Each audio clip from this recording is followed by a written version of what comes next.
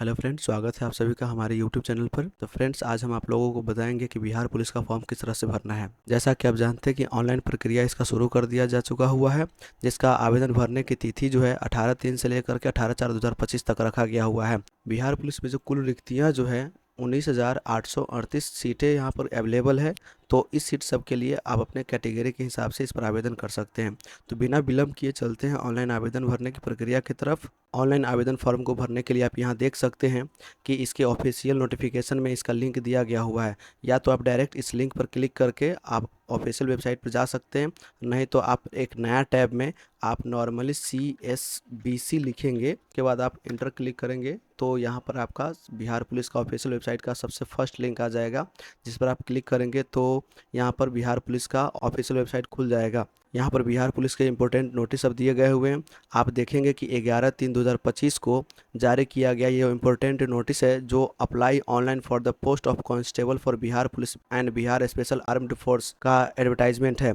अब सिंपली आपको यहाँ पर apply online for the post पर क्लिक करना होगा, जिससे आपको यहाँ पर एक अलर्ट आएगा। यहाँ पर आपको ओके करना है। ओके करने के बाद फ्रेंड्स, यहाँ मेरा पॉपअप ब्लॉक है, मैं इसे अलाउ कर देता हूँ। यदि आपके भी क्रोम का यदि इस तरह से पॉपअप ब्लॉक आता है तो आप अलाउ कर देंगे तो ये साइट को आप एक्सेस कर पाएंगे। अप्लाई ऑनलाइन पर क्लिक करने के बाद इस तरह से अलर्ट को आप यदि ओके करते हैं तो ये आपको नया टैब कुछ इस तरह से खुल जाएगा। आप यहाँ पर देख सकते हैं कि यहाँ फॉर्म को भरने के पूरा 3 स्टेप्स दिए गए हैं, जिसमें फर्स्ट स्टेप में आपको रजिस्ट्रेशन करना है, सेकेंड स्टेप में आपको पूरा फॉर्म अच्छे से फिलअप करना है, थर्ड स्टेप में आप अपने भरे गए फॉर्म को देख सकते हैं, उसका स्टेटस देख सकते हैं। बस सिंपल सा प्रोसेस है, वो आपको मैं पूरा दिखाने जा रहा हूँ। आप वीडियो पर बने रहें। सबसे पहले आपको स्टेप 1 को क्लियर करना होगा, जिसका स्टेप 1 रजिस्ट्रेशन है। रजिस्ट्रेशन पर क्लिक करने के बाद आपको यहाँ पर कुछ रजिस्ट्रेशन से संबंधित और फॉर्म भरने से संबंधित यहाँ पर कुछ जानकारी दिया गया है, आप इसे पढ़ लेंगे।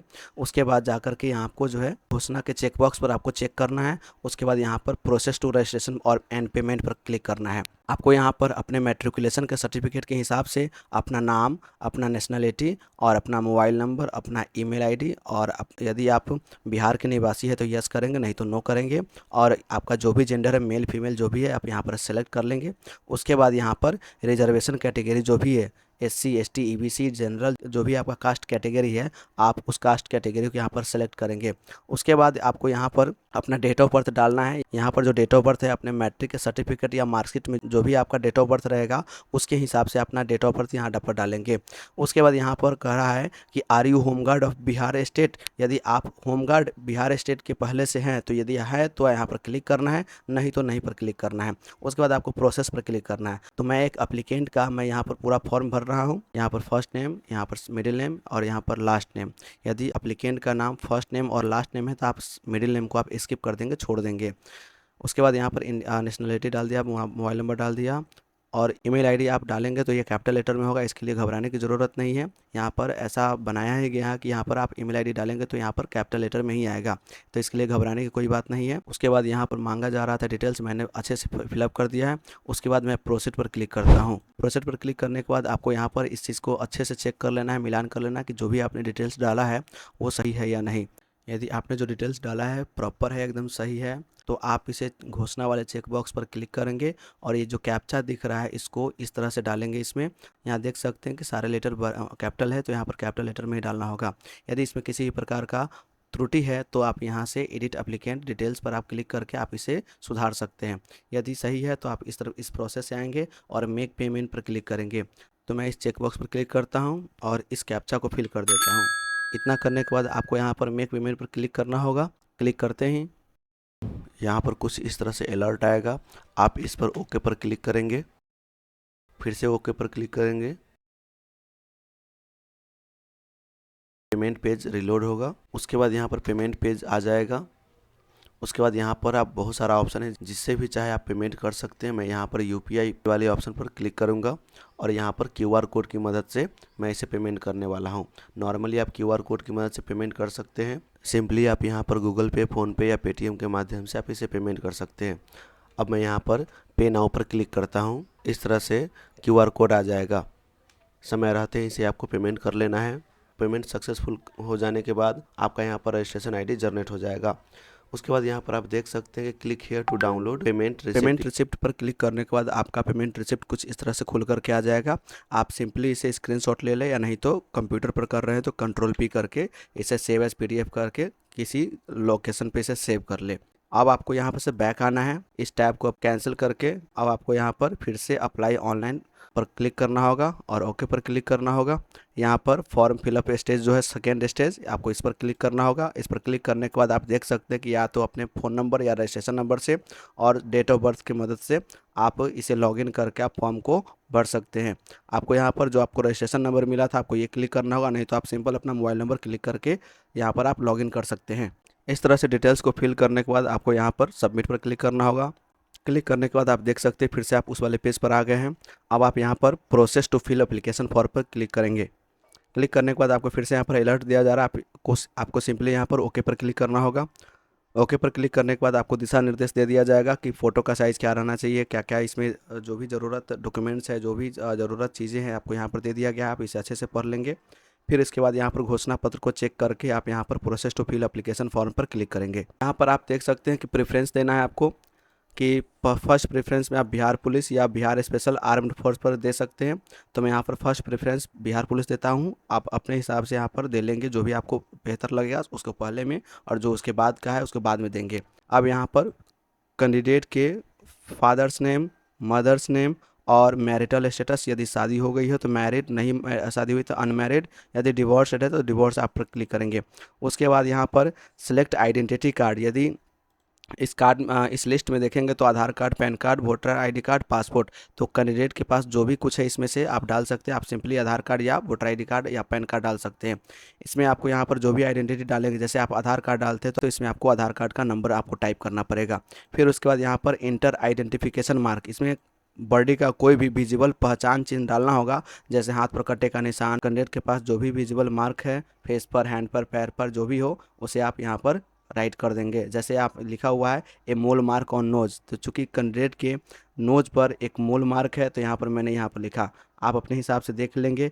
उसके बाद यहाँ पर है are you a ward of freedom fighter, इसका मतलब हुआ कि आप किसी स्वतंत्रता सेनानी से संबंधित है जो इस देश की आज़ादी की लड़ाई में भाग लिए हुए थे। यहाँ पर आपको नेम ऑफ ए स्कूल, यहाँ पर आपने 10th जहाँ से भी किया है उस स्कूल का नाम लिखेंगे। उसके बाद यहाँ पर मार्कशीट का नंबर लिखेंगे।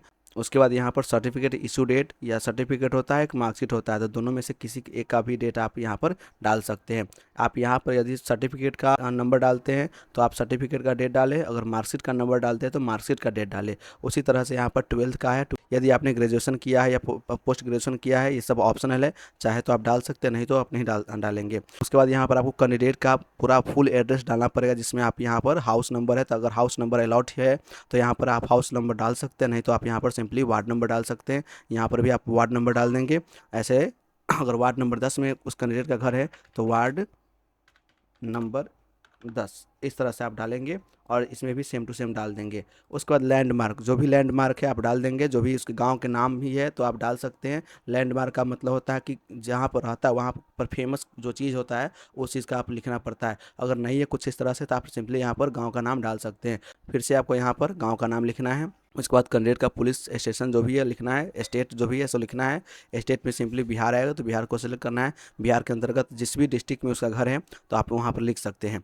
तो डिस्ट्रिक्ट चूज करने के बाद यहाँ पर आपको यहाँ पर पिन कोड डालना पड़ेगा। ये तो हो गया परमानेंट एड्रेस। अगर कैंडिडेट दूसरे जगह रह रहा है, परमानेंट एड्रेस कोई और है और वर्तमान में अभी कहीं और रह रहा है, तो वहाँ का एड्रेस आपको यहाँ डालना होगा। यदि दोनों एड्रेस सेम है तो आपको यहाँ पर सिंपली यस पर क्लिक करना होगा। यहाँ पर आपने जो भी फिलअप किया होगा यहाँ पर ऑटोमेटिक फिलअप हो जाएगा। उसके बाद इसको आप अच्छे से पढ़ लेंगे। ये section declaration of criminal case, यदि आप पर किसी भी प्रकार के क्रिमिनल रिकॉर्ड है तो आपको यहाँ पर इसको पढ़ करके यहाँ पर यस नो का क्लिक करना होगा। और यहाँ पर अगर किसी प्रकार का क्रिमिनल केस रिकॉर्ड नहीं है तो यहाँ पर आपको सब में नो पर क्लिक करके जाना होगा।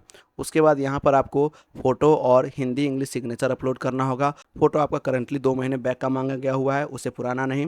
फ़ोटो का साइज़ यहाँ पर मेंशन किया गया हुआ है। फ़ोटो और सिग्नेचर अपलोड करने में यदि दिक्कत आता है तो आप मुझे कमेंट बॉक्स में बताएं, मैं उसका सॉल्यूशन बताऊंगा। उसके बाद यहाँ पर आपको सिग्नेचर आपको ब्लैक पेन से किया होना चाहिए उजले पन्ने पर। जैसा कि आप यहाँ पर देख सकते हैं कि मैंने फ़ोटो और सिग्नेचर अपलोड कर रखा है। तो यहाँ पर आपको फ़ोटो के लिए जो है कुछ गाइडलाइन दिया गया हुआ है, उसके अनुसार आपको फ़ोटो को अपलोड करना है और सिग्नेचर को अपलोड करना है। और यहाँ पर फ़ोटो का साइज़ जो है 500 केबी के नीचे रखना है, जो कि पीछे वाले नोटिफिकेशन में 15 से 25 केबी बताया गया, और फिर भी आप 500 केबी के नीचे रखेंगे तो आपको यहाँ पर नॉर्मली अपलोड हो जाएगा। और उसके बाद यहाँ पर किसी प्रकार का ब्लर फेस नहीं देना है, और यहाँ पर गाइडलाइन देख सकते हैं कि किस तरह से फोटो जो है नहीं देना है और किस तरह से देना है। तो इंग्लिश वाले सेक्शन में आप इंग्लिश सिग्नेचर ही अपलोड करेंगे, और हिंदी वाले सेक्शन में हिंदी सिग्नेचर ही अपलोड करेंगे। इस तरह से आप यहाँ पर देख सकते हैं कि फॉर्म हमने पूरा अच्छे से फिलअप कर लिया है। फिलअप करने के बाद आपको यहाँ पर प्रोसेस पर क्लिक करना होगा। प्रोसेस पर क्लिक करने के बाद आपको यहाँ पर अब प्रीव्यू एंड कन्फर्मेशन पेज देखने को मिलेगा। यहाँ पर अपने द्वारा भरे गए सारे डिटेल्स को अच्छे ढंग से मिला लेंगे। यदि कोई दिक्कत है, त्रुटि है, तो यहाँ पर आप एडिट डिटेल्स पर करेंगे। यदि नहीं, सब कुछ सही है, तो यहाँ पर चेकबॉक्स क्लिक करके यहाँ पर आपको यह कैप्चा डालना होगा और सबमिट एप्लीकेशन पर क्लिक करना होगा। इस तरह से आपका फॉर्म जो है फाइनल सबमिट हो जाएगा।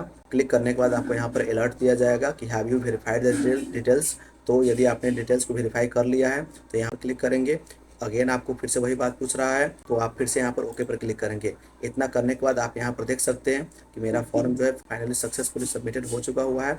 यहाँ से आप प्रिंट एक्नॉलेजमेंट पर क्लिक करके आप इस फॉर्म को सेव या प्रिंट कर सकते हैं। तो मैं इसे सेव कर लेता हूँ। इसी तरह के वीडियो को देखने के लिए आप हमारे चैनल को सब्सक्राइब एवं लाइक करें। तो आज की वीडियो में इतना ही, मिलते हैं अब नेक्स्ट वीडियो में। धन्यवाद।